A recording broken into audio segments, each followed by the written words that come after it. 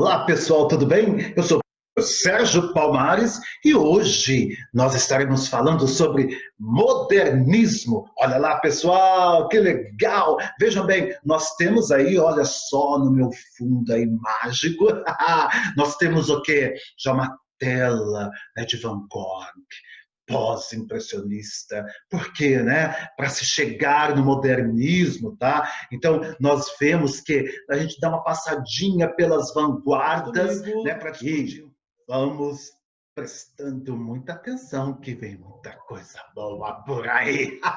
Muitas transformações, revoluções, anarquismo. Então, nós vamos para frente e roda a vinheta.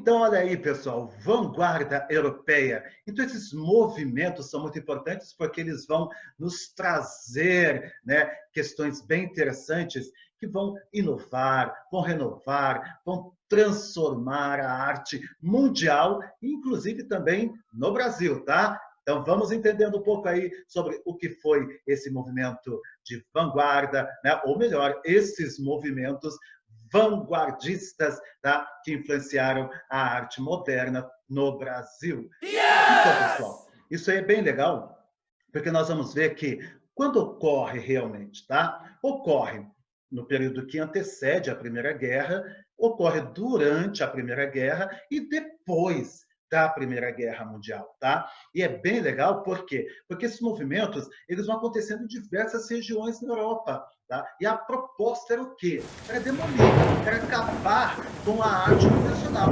era acabar com a arte tradicional. Então, a proposta era trabalhar uma arte totalmente nova, uma arte inovadora, a partir daqueles momentos, né? Então, nós vamos lá.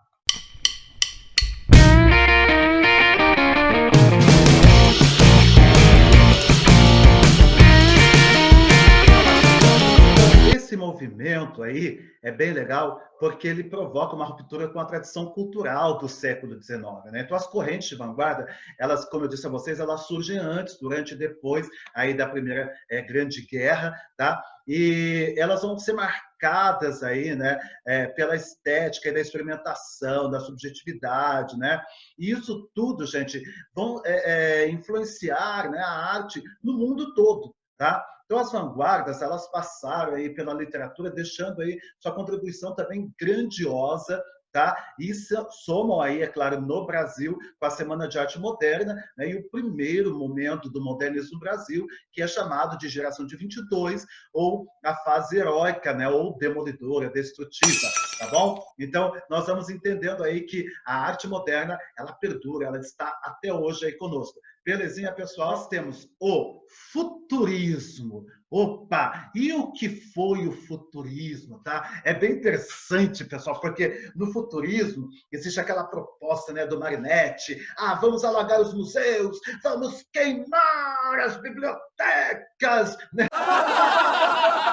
Então, eles queriam realmente fazer uma arte a partir daquele momento, uma arte inovadora, uma arte para frente, uma arte que surgisse ali, né, visceral, e é claro, acompanhando toda a velocidade, toda a movimentação, acompanhando, né, o mundo moderno, acompanhando, pessoal, aí toda essa questão aí da eletricidade, né? Então nós temos aí as máquinas, então toda essa revolução industrial que já tinha ocorrido lá na época do realismo, né? Então agora a coisa está avançada. Então vamos para frente, vamos avançar. Então a proposta futurista, velocidade, né? A eletricidade, o mundo moderno, o automóvel, tá?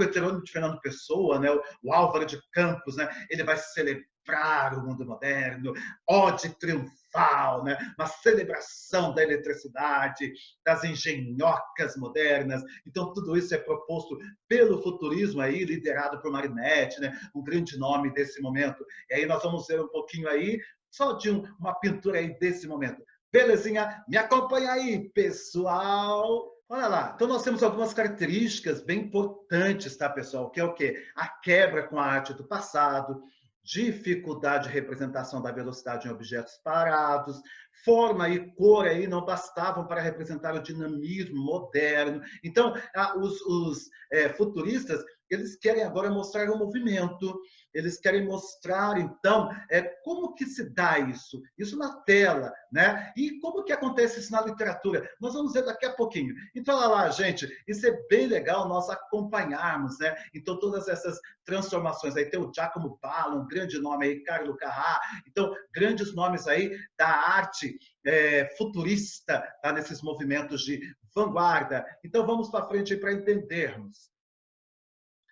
Olha só, velocidade de bicicleta do Giacomo Balla. Gente, que louco, que interessante essa tela, eu acho maravilhosa. Percebo aí, né, gente? Aqui nós temos o ciclista, me acompanha aqui com o meu mouse. Olha lá, aqui nós temos o ciclista, olha lá a cabecinha do sujeito aqui, o guidão da bicicleta, né? Aí a gente vai vendo o pedal aqui, e olha só o movimento das pedaladas, e aqui nós temos o vento que vai sendo cortado. Olha, que interessante! Então, o artista desse momento, pessoal, ele quer mostrar, então, como que se dá esse movimento, como se dá essa velocidade. É futurismo, é mundo moderno, é agitação. Vamos para as grandes cidades, os grandes centros, a velocidade. Uhul! Vamos lá! Uma outra obra muito interessante aí também do Giacomo Balla, né? Eu considero um grande artista desse momento. Olha só, gente, essa pessoa aí, não sabe se é uma mulher ou um homem, com seu cachorrinho. Olha, o interessante não é mostrar assim, exatamente o lugar onde estão, não é mostrar a cara da pessoa, não é isso, não é dar aquela ideia exata, como dava o realismo. Agora nós temos a máquina fotográfica, né? Então não preciso mais ficar mostrando a realidade, a máquina mostra, a máquina fotográfica. O artista, então, agora, ele passa a sua visão de mundo. Como ele vê o mundo? Qual é a visão que ele tem daquele momento? Então, eu estou vendo uma pessoa em movimento. Qual é a visão que eu tenho dela? É essa a proposta. Então, nós temos aí que é bem interessante, olha só que legal. Então, você tem aí as passadas dessa pessoa, né? Então, você vê aqui, olha só, as passadas dela. Você vê aqui a corrente do cachorrinho, até os pezinhos do cachorrinho. Olha o rabinho dele balançando, parece um lequezinho. Então, ele pega aí um movimento, tá, pessoal? Movimento é o que importa, belezinha? Então, vamos acompanhando aí a proposta futurista de arte. Então, o futurismo, né? Então, ele vem com esses nomes grandiosos, importantes, tá? E algumas obras importantes aí na pintura, que você tem a carga aí dos lanceiros, do Umberto Boccioni, o automóvel, a velocidade mais a luz, o Giacomo Balla, o dinamismo de um automóvel, do Luigi Russolo, funerais do anarquista, do Carlo Carrà. Então, você tem, assim, grandes pintores, artistas e obras aí desse momento. Agora, na literatura, a coisa é bem interessante porque os futuristas, eles propõem os erros nas normas gramaticais, eles propõem a ausência de pontuação, tá? Por quê? Segundo o Marinetti, a ausência de pontuação é a imaginação sem fios. Olha, imaginação sem fios. Então, eu faço aqui uma linha reta, tá? Isso é bem legal, tá, pessoal? Então, vamos entendendo aí o que esses artistas e literatos propõem. Então, eu não vou usar a pontuação, eu deixo o meu texto mais ágil, mais rápido, mais livre, tá? Eu não vou usar a gramática corretíssima, né? Eu vou fazer textos mais curtos, mais ágeis, mais, né, que você não precisa ficar pensando em cima dele, fazer aqueles poemas enormes. Não, fazer os Lusíadas, né, que tem 8.816 versos. Não, fazer uma poesia curta e belezinha. Vamos para frente. É mundo moderno, é mundo movimentado. Então vamos lá, pessoal. Yes! Então nós vamos ver uma outra proposta aí, que é o cubismo. Olha só que interessante, gente. O cubismo. O cubismo, pessoal, eu quero que vocês olhem muito para mim e prestem atenção no que estou falando. O cubismo é uma proposta de arte bem interessante, porque o cubismo trabalha aí a geometrização da forma. Então, agora, eu trabalho aí com a técnica, né, da geometria na tela. Então, eu vou trabalhar com muita intensidade aí, é claro, né? Mostrar aí uma visão de mundo em que eu vou ter ângulos diferentes para olhar o meu objeto, para olhar, né, a imagem, a realidade. Então, eu tenho ângulos diversos que eu posso olhar e observar isso. Né? Então, nós temos aí grandes nomes, como Pablo Picasso, gente que é bem legal. Né? Você tem a Guerra de Guernica, uma grande obra do Pablo Picasso, como você tem também, né? No Brasil, gente, nós tivemos a Tarsila do Amaral, que seguiu técnicas também cubistas, tá? Que é bem interessante. E ainda falando em termos de Europa, nós temos aí o Pablo Picasso fazendo aí as Virgens de Avignon, né? Les Demoiselles de Avignon, né? Então, essas mulheres, essas mulheres aí que viviam no cabaré, e que o Picasso adorava e frequentava, estava junto com elas, e aí então ele faz a pintura dessas mulheres, só para analisar rapidamente aí, tá, gente, essa obra de arte. Então me acompanha aqui um pouquinho. Vamos lá!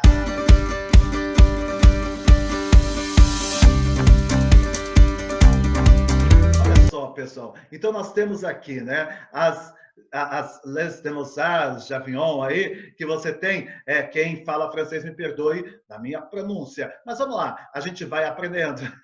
Então, olha lá, pessoal, você tem aqui, olha só toda essa proposta, né, de ângulos, né, no trabalho aqui das personagens aqui na tela, e uma coisa bem interessante que é essa influência africana, essas máscaras africanas aqui presentes, tá?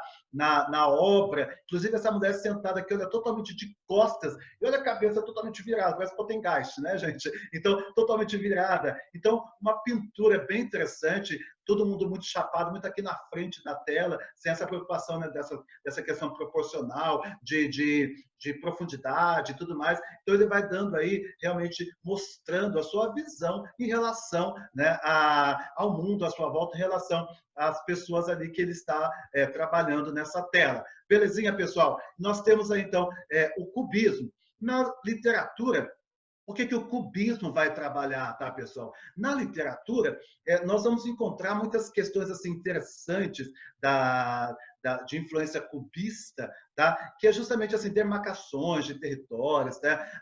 Macunaíma atravessa, né, as matas brasileiras de ponta a ponta, tá? Em linha reta. Então, você tem aí essas questões bem interessantes que o cubismo também vai influenciar na literatura. Tá? Então, a forma de se olhar, o ambiente, a questão, isso vai ser trabalhado também no texto, né? Que é o ângulo que se tem visão aí do texto que você está trabalhando, então, qual o ângulo daquela personagem, né? Então, tudo isso é muito bem trabalhado também na literatura, de influência, é claro, cubista. Belezinha? De influência cubista. Vamos lá, pessoal. Então aí, pessoal, né, um resuminho aí do cubismo, né, um movimento aí da arte cujas principais características são as formas reduzidas, né, essas formas geométricas, as vistas de vários ângulos simultaneamente, né. Então essas três fases cubistas, você tem o pré-cubismo, né, o cezanniana, né, que é a influência do Paul Cézanne, tá? E aí você tem o cubismo analítico, que são figuras extremamente desconstruídas, e o cubismo sintético, tá, que procurava então tornar aí as figuras reconhecíveis novamente. Tá? Então, começa em 1907 e termina em 1914. Então, as influências eram as pinturas aí de Cézanne e a arte africana. Os principais pintores aí, é claro, nós temos Picasso e Braque. Tá? Nós temos uma influência disso aqui no Brasil. Olha só que interessante, todas essas formas geométricas, tá? Aqui nessa tela, de influência cubista. Então, as origens aí, né, do cubismo, então, eram grupos aí de artistas, né, do Bateau Lavouille, né, da Praça aí de Ravignan, em Paris, e Picasso, Braque, né, são considerados aí os pais do cubismo, né? O Andrés, Max Jacob, Van Gogh e Fernando Léger são grandes nomes aí representantes do cubismo. O primeiro quadro cubista, né, de Picasso, Les Demoiselles de Avignon, em 1907, tá, pessoal? Isso aí é bem importante perceber, e o cubismo acaba terminando aí, né, no início da Primeira Guerra Mundial. Belezinha? Então, nós temos aí, olha só, de Braque, tá? Essa pintura maravilhosa aí, toda técnica cubista, tá? Você tem essa mulher aí tocando violão, tá? Então, nós podemos ver essas visões aqui, tá? Dessa mulher com o violão, e você então vai percebendo qual é a proposta aí da arte cubista, tá bom? Nós vamos ver outra aqui que eu acho maravilhosa, que é a mulher chorando, né? A Dora Maar, que, poxa, é uma questão maravilhosa, porque Picasso tinha aí encerrado seu relacionamento com ela, então ela ficou muito brava, tá? Ela, olha só os dentes, ela ficou muito brava, aquela coisa toda. E, gente, olha só o que essa mulher faz, né? Ela vai chorando, pedindo, né? Para ele voltar, ou fica brava com ele e tudo mais, e ele acaba fazendo essa pintura maravilhosa dessa mulher. Olha toda essa angulação que a gente pode ter dessa mulher, tá? Toda a proposta cubista, inclusive esse verde, né, para dar ideia de raiva. Pensei no Hulk! Então, olha lá, isso aí é bem legal da Dora Maar. Belezinha, pessoal?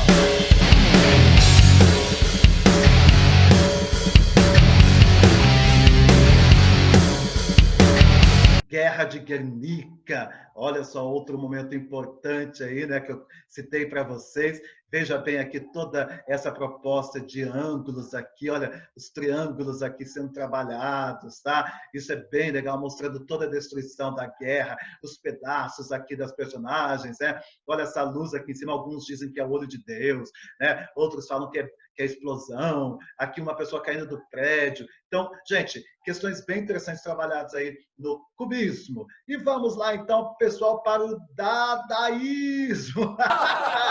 Essa arte, a arte dada, né? Então, os artistas aqui, eles vão lá, vamos fazer uma arte, que arte? E vão lá e procuram no dicionário o nome, vê lá Dada, que significa cavalinho de palma, que isso é arte, não sei o que, isso é nome. Não é nada, que isso nada, então nossa arte é nada, é arte da merda. Então, aí o que rola, né? Então, os artistas aí nesse momento, eles procuram destruir mesmo tudo, acabar com tudo, fazer uma arte completamente demolidora, destrutiva, tá? E isso também vai chegar para a literatura, isso vai influenciar grandemente nossos poetas aí de primeira geração, inclusive no Brasil, tá? Que vão realmente trabalhar essa coisa destruidora, essa coisa realmente demolidora. Isso é fascinante, tá, pessoal? Vamos entendendo isso aí, tá? Na arte da. Acompanha comigo. Tá lá, pessoal, né? Então, o dadaísmo, esse movimento aí que surge na Europa, na cidade aí, né, suíça de Zurique. Então, aí em 1916, tá? Você vê que a característica principal é a ruptura aí com essas formas de artes tradicionais, tá? Então, o dadaísmo é um movimento com forte conteúdo anárquico, né? Então, ele é destruidor, tá bom? E deriva aí do termo francês infantil dada, que é brinquedo, cavalo de pau, né? E daí observa-se a falta de sentido, a quebra aí com a tradicional, né? Com a arte tradicional, né? Desse movimento. Então, olha só, tudo muito quebrando o sentido da coisa. Então, tudo vira arte, tudo é motivo de arte, tudo é proposta artística, tá? O dadaísmo, tá? Então, aqui nós vemos, isso aqui é um cachimbo. Não, isso aqui não é um cachimbo, né? Isso aqui é arte. Arte é arte, cachimbo é cachimbo. Aquela coisa, tem uma pessoa pelada ali na tela. Não tem pessoa pelada nele, é arte, tá? A pessoa pelada é a pessoa na vida real. Ali na tela nós temos arte. Então, olha só que interessante, tá, gente? Então, nós temos aqui os objetos comuns aí do cotidiano, né? Apresentados nessa forma aí, bem interessante, artística. A irreverência artística, pessoal, o combate às formas das artes institucionalizadas, tá? A crítica aí ao capitalismo, ao consumismo, a ênfase no absurdo, nos temas e conteúdos sem lógica, né? Então o uso aí de vários formatos de expressão, objetos cotidianos, sons, fotografias, poesias, música. Olha só esse cachimbo, né? Então, é bem interessante. Então, é de forte caráter pessimista e irônico, tá? Principalmente com relação aos acontecimentos políticos do mundo, né? Então, uma visão pessimista e irônica dessas questões políticas. Caberia muito hoje aí, né? Em todas essas questões que nós estamos vendo de política no Brasil e no mundo, né, pessoal? Então, o dadaísmo aí cairia como luva para a retratação desse momento. Belezinha? Olha só, então essa aqui eu acho muito interessante, né, do Duchamp. Então, como que ele faz com a Mona Lisa aí, né? Acaba com a Mona Lisa, essa representação clássica de arte, né? Todo vincoso, E aqui, o que acontece, né? O Duchamp chega, taca lá um cavanhaque na Mona Lisa, um bigodinho nela, acabou com a Mona Lisa clássica, tá? Então, essa é a proposta aí de arte Dada, né? Destruir. Então, vamos fazer uma arte nova, uma arte a partir deste momento. Belezinha, pessoal? Acompanhe comigo. Vamos rodando. Então, vamos lá, pessoal, com o expressionismo. E quem nunca viu essa tela, né, pessoal? Olha só que maravilhosa, né? Essa tela, o grito. Tá? Quem não viu pessoalmente, viu pelo menos em fotos, tá? Que é bem legal, que é do Muck, né? Edward Muck. Então, que é bem interessante, que é ele mesmo atravessando ali a ponte, os amigos logo ali atrás. Então, vem aquele desespero, ele dá aquele grito, né? Ele tem essa visão, essa ideia, na verdade, né? Do grito, e aquilo tudo se espalha como ondas, né? Por toda a região, toda essa cor vermelha. Então, o expressionismo já vai mostrando a que veio, né? E isso vai influenciar fortemente na arte brasileira. Você encontra muito isso, tá, pessoal? Na arte aí, na literatura de primeira geração, com o Mário de Andrade, o próprio Oswald de Andrade. Então, eles trabalham muito aí essa questão expressionista de deformação, de caricatura, tá no texto. Então, tudo isso é bem interessante nós irmos percebendo na técnica expressionista, tá? O nome aí da vanguarda aí do século XX, né? No início do século XX, e aí você tem esse movimento artístico aí com os primeiros representantes, né? Históricas, né? De vanguardas históricas. O primeiro a focar, talvez, aí, em aspectos mais subjetivos, valorizando a expressão emocional do ser humano, né? Então, como que é a emoção desse ser humano? Como que é essa visão dele distorcida, muitas vezes, do mundo? Olha essa noiva, né? Essa mulher aí, indo, né? E o noivo aqui, então essa coisa mais deformada, mais caricatural. Então nós temos aí, olha, o Outono na Bavária, né? Do Kandinsky, outro grande nome aí importante do expressionismo, tá? Que ele trabalha essa deformação da imagem visual e cores resplandecentes, vibrantes, fundidas, né? Ou separadas. O pintor ele recusa, né? O aprendizado técnico e pinta conforme as exigências aí de sua sensibilidade. Né? O pincel, a espátula, aí vai e vem, fazendo e refazendo, aí, pessoal, empastando ou provocando explosões. Então, a preferência pelo patético, o trágico e sombrio. O artista ele vive não apenas o drama do homem, mas também o drama da sociedade.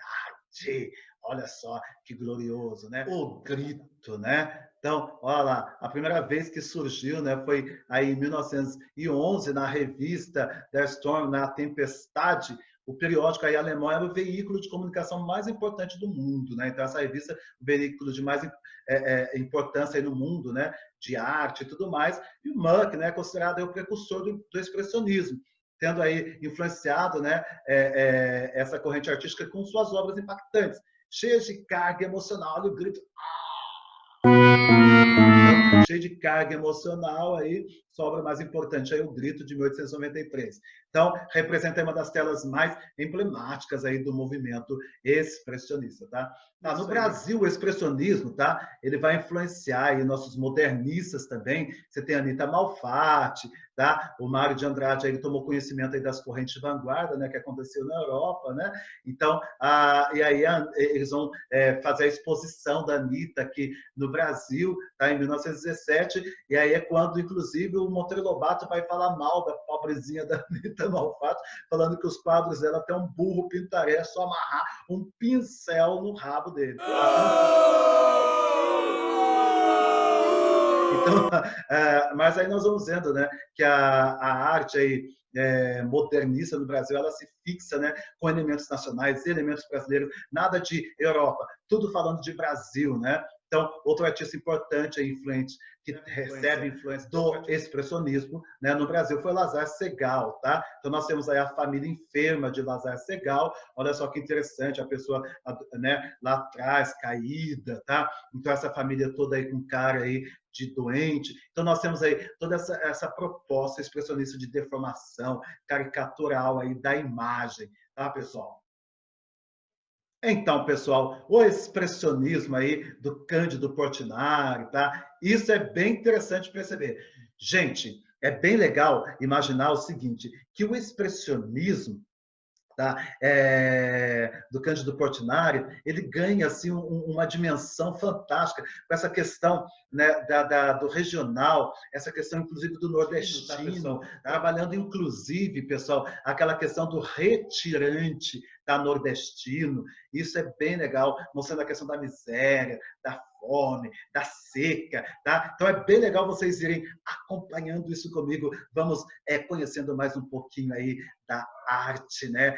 No Brasil, a arte moderna influenciada pela vanguarda europeia. Sem esquecer, hein? Sem esquecer, no Brasil, o modernismo tinha uma proposta totalmente nacionalista.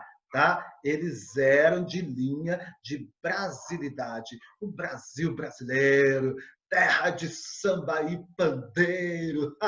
Então, vamos entendendo um pouquinho isso aí. Belezinha? Vamos em frente.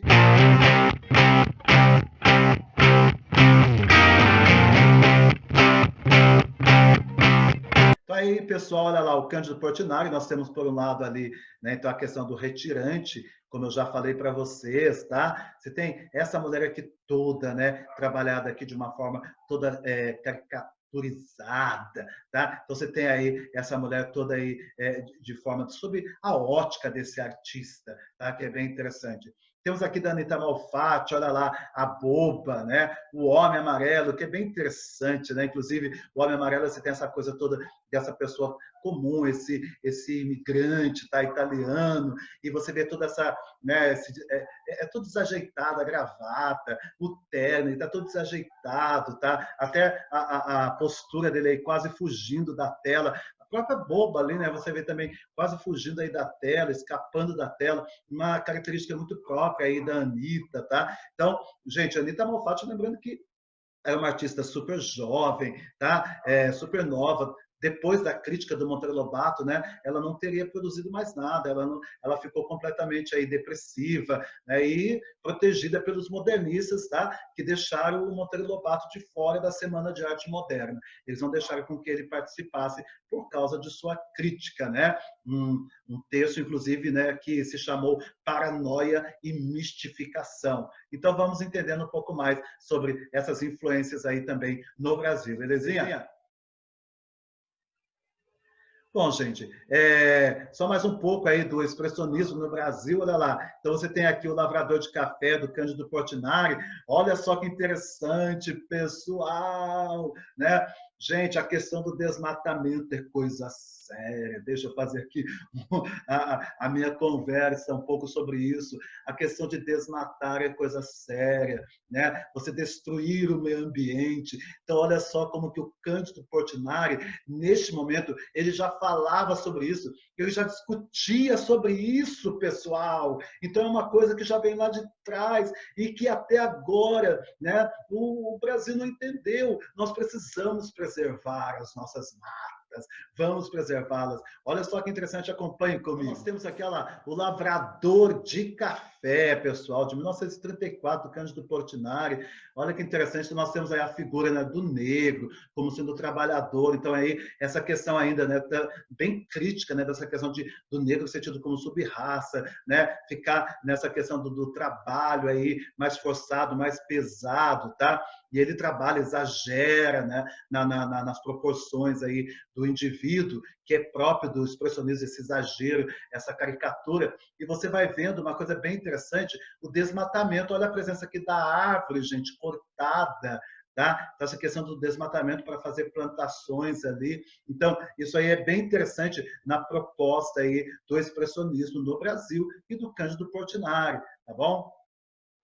Então, galera, é legal a gente perceber que a arte, então, nesse momento, ela vai buscar, então, a visão do artista, né? O Van Gogh, por exemplo, que teve as suas fases aí grandiosas, né? Então, a grande fase dele, essa fase da loucura, que ele vai trabalhar, né? Tudo meio em espiral. Então, os ciprestes, né? Que vão ser, parece que chamas de fogo, né? Tocando o céu, as estrelas que viram aí redemoinhos. Então, isso aí é bem legal nós percebermos, tá, galera? Então, a arte, ela vai ela vai adquirindo uma dimensão aí grandiosa da visão, né, que esse artista tem em relação à natureza. Então, mas a árvore é verde, né? Aí coloca uma árvore azul, mas é a visão do artista. Então, não interessa. A preocupação não é a beleza, a preocupação não é fazer a verdade ali, o real, né? E sim mostrar qual é a visão desse artista sobre aquilo, como ele vê, como ele enxerga, como que ele consegue captar, né, a imagem de tudo aquilo, né? Como que ele consegue passar isso para nós. Isso é bem legal, tá, pessoal? É importante perceber que os nossos modernistas de primeira geração, eles aproveitam as técnicas desses movimentos e inserem, pessoal, no Brasil, tá, essas técnicas, mas para falar de questões nacionais, de questões brasileiras. Eles não querem influência europeia, não querem mostrar a Europa aqui no Brasil, como faziam os românticos, tá? Que ficavam lá fantasiando o Brasil, Iracema, uma virgem dos lábios de mel, nada disso. Aqui os modernistas querem mostrar o índio de verdade, eles querem mostrar o povo brasileiro de verdade. Então a proposta dos modernistas de primeira geração era um nacionalismo verdadeiro, não fantasioso, não aquele patriotismo fantasioso, mas um patriotismo verdadeiro, mostrando então as terras brasileiras, mostrando as verdades brasileiras, mostrando a fome, a miséria. Então, eles querem focar nessa verdade Brasil, tá? Então, é esse momento do nosso Brasil. O Brasil ganha aí seu espaço na arte, o Brasil de verdade. E está até hoje, gente, graças a Deus, graças aos nossos modernistas de primeira geração, de 1922. Isso, então, nós veremos na nossa próxima aula. Fiquem atentos. Até mais, pessoal. Beijos do professor Palmares. Tchau.